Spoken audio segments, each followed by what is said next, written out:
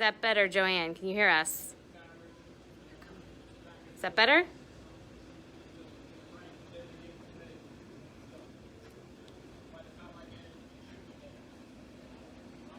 Let's see. I think they can hear us. Can you hear us now? Okay, awesome. You can hear us. All right, so we're here with Steven, and we're going to talk with him maybe a little bit about his background, what got him into embroidery, and then what eventually led to your collection with us, Chrysalis. Perfect. Good afternoon, everybody. It's great to be here.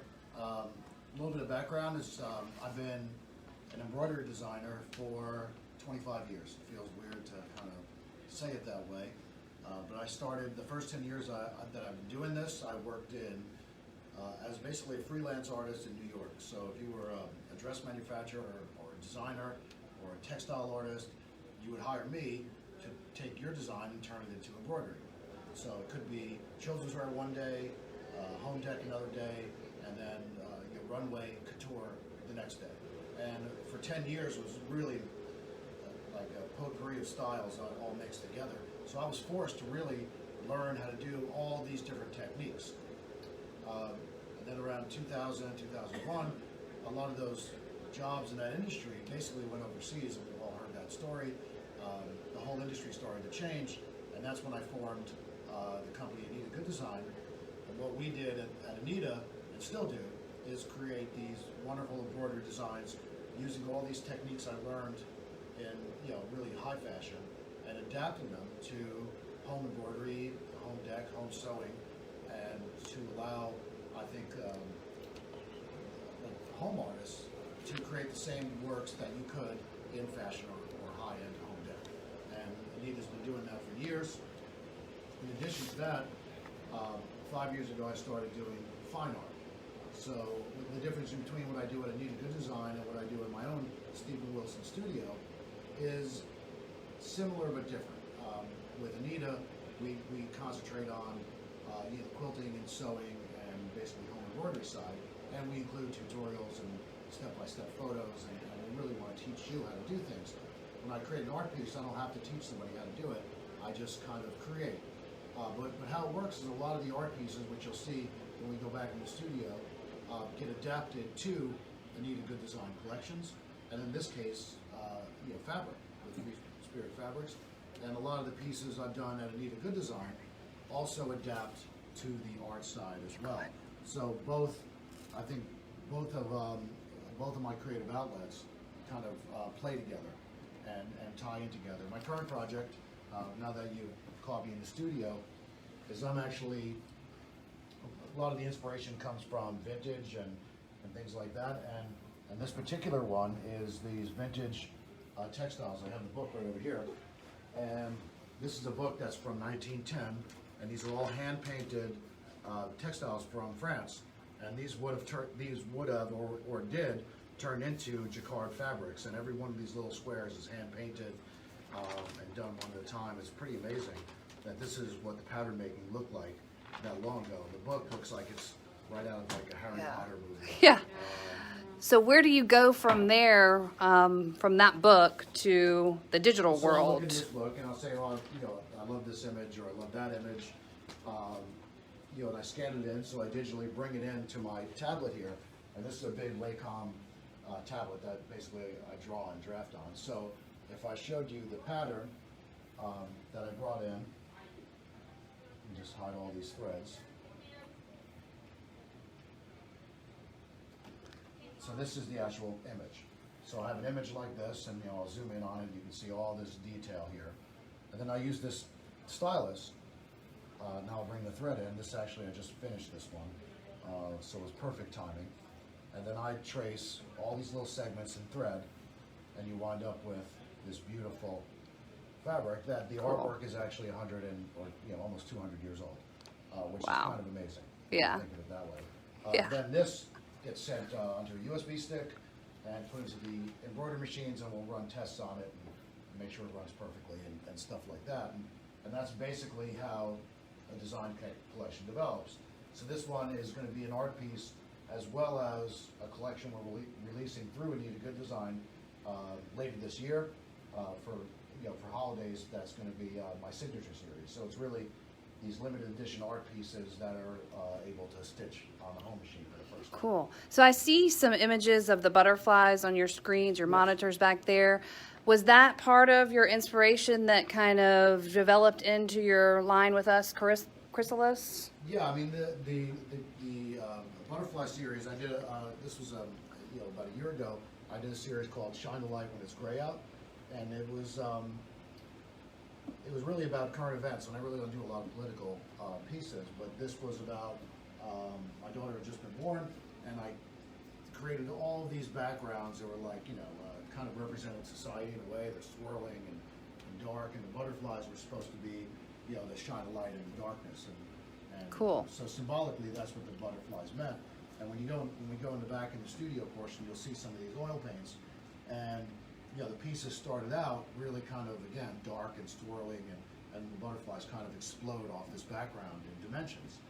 And it started out as these unique art pieces, and then it turned into a collection for Anita Goodesign and the fabric.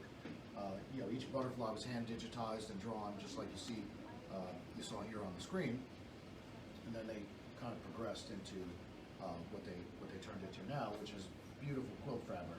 Yes. This might be one of the only kinds of quilt fabric, at least the ones I've ever seen in my 20 years doing this, for the quilting side, that's actually done from photographs of canvases.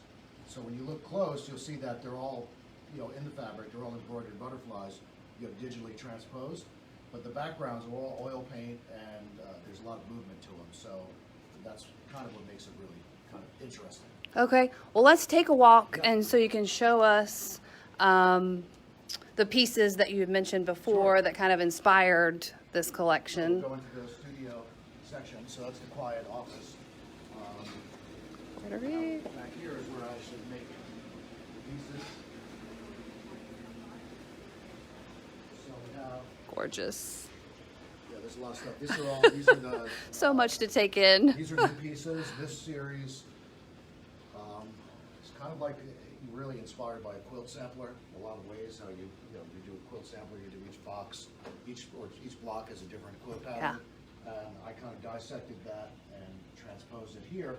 And this is about upcycling upcycled luxury. So you take Louis Vuitton boxes or Chanel boxes or Dior boxes, and then these boxes would normally be thrown away. I turned into pieces of art. So these are actual embroidered luxury packaging and scarves and upcycling and turned into this mosaic of embroidery, quilting, and stuff like that. So that's this current series. Cool. Whether it turns into a fabric, we're working on it. But these are two pieces from that Shine a Light series. So when you see them scale-wise next to me, you can see they're much larger than you would think. So this whole background is oil paint. Almost looks like it's still wet. And the backgrounds for this took about 6 months to dry. The oil paint takes a really long time to dry. It's really slathered on thick. And then the butterflies, especially when you see from side angles, these are all mounted dimensionally. So there's a lot of depth that when the light hits this, you really see these butterflies explode out of the canvas. So this cool. one's oil, this one's pigment. So the background was done with almost like a cement scraping. And this is evident in some of the fabric as well. We did some fabrics with this treatment on it. So that was done, then painted in a raw pigment, and then the butterflies were then added as well. And you can see the light, how the shadows hit. And it's truly one of those pieces that when you see it in person, it looks entirely different than when you see it on flattened on the screen. So the butterflies have been a part of my work ever since I started doing embroidery, and you can see them, they pop up in a lot of the art pieces. Like it or not, they became a signature of mine that if I'm not sure how to tie some work together, the butterflies seem to tie everything together in a cool motion. So what's next? What do you have in the works? We know our Facebook fans would love to take in the beauty of your art. Any upcoming exhibits so we can mark our calendars? Well, we'll be showing during Art Basel Week in December. Cool. I know I have shows, and on my website you can see all that. So on StephenWilsonStudio.com you can see the shows. I've shown Cincinnati. I know there's something coming up at High Point Market, so if you're an interior designer, you can see things there. And up next, what I'm trying to do, and you saw a glimpse of that on screen, is really pull together these vintage techniques. I mean, people have been making beautiful things for a long time, and as you look through these old books and you know, whether it's clothing or home deck, you know, there's like these lost designers.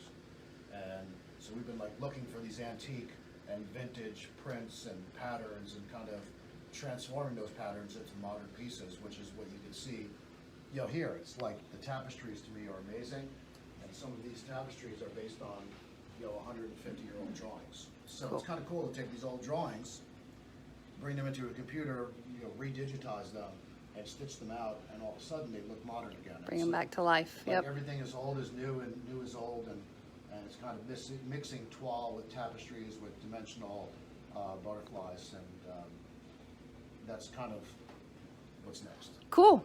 Well, thank you for taking the time to pleasure. chit chat with us. We know our viewers loved it, and we look forward to seeing your collection that comes out in January 2020. January 2020. Yep. Thank you. Thanks.